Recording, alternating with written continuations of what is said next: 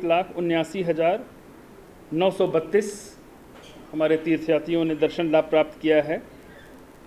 गंगोत्री धाम में 1,66,191, केदारनाथ जी में 4,24,242 और बद्रीनाथ जी में 1,96,937, कुल मिलाकर 9,64,302 यात्रियों ने यात्रा अपनी संपादित कर ली है। और अभी ये पहला पखवाड़ा ही हमारा 15 दिन का चल रहा है। ये 15 दिन कल कंप्लीट होगा हमारा। तो आप समझ सकते हैं कि यदि पिछले वर्षों के तुलना में हम कंपैरिजन करें तो मोर और लेस लगभग दुगनी यात्रा इस बार हुई है और बड़ी संख्या में श्रद्धालु आए हैं। यात्रा के शुरुआत के दिनों में आप सभी को विदित है कि काफ़ी भीड़ हुई और ट्रैफिक जैम की भी समस्या आई। हम लोगों ने उसके तह में जाकर चीज़ों को एनालाइज भी किया। कुछ तीर्थयात्रियों के रजिस्ट्रेशन बाद की तिथियों के थे, लेकिन उन्होंने यात्रा अपनी पहले प्रारंभ कर दी। साथ ही साथ कुछ फेक रजिस्ट्रेशन की भी शिकायतें प्राप्त हुई। इसको लेकर ऋषिकेश में 3, हरिद्वार में 1 और रुद्रप्रयाग में 9 FIR भी दर्ज की गई विभिन्न टूर ऑपरेटर्स के खिलाफ, जिन्होंने इस प्रकार की घटनाओं को अंजाम दिया था। काफ़ी सख्त निर्देश दिए गए हैं कि बिना रजिस्ट्रेशन के और उनकी जो ड्यू डेट है उसके पहले यात्रा किसी भी दशा में नहीं करने दी जाएगी।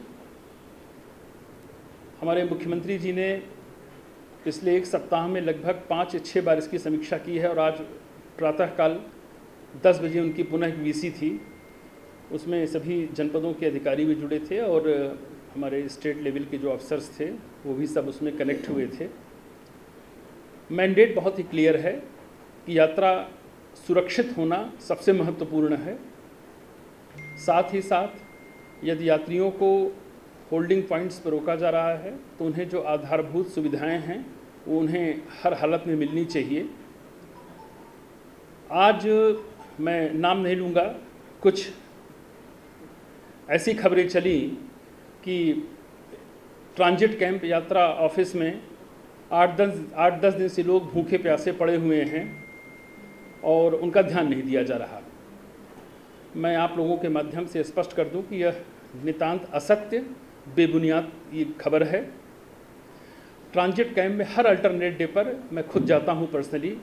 हंस फाउंडेशन का वहां पर एक लंगर लगातार लोगों की सेवा में लगा हुआ है। हमारे यात्रा ऑफिस की तरफ से भी उनको हर प्रकार की सुविधाएं प्रदान की जा रही।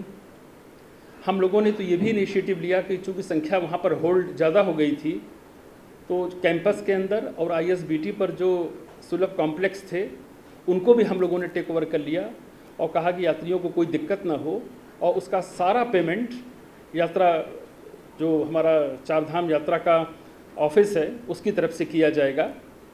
उनकी छोटी से छोटी सुविधाओं का ध्यान में रखा जा रहा है। मुख्यमंत्री जी का ये भी निर्देश था कि जो लोग अब 7-8 दिनों से रुके हुए हैं उनको भी भेजने की व्यवस्था होनी चाहिए।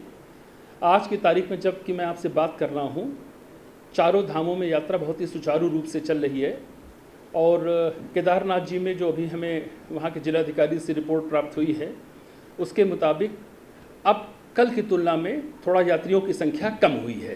डाउनलोड करें देवभूमि इनसाइडर।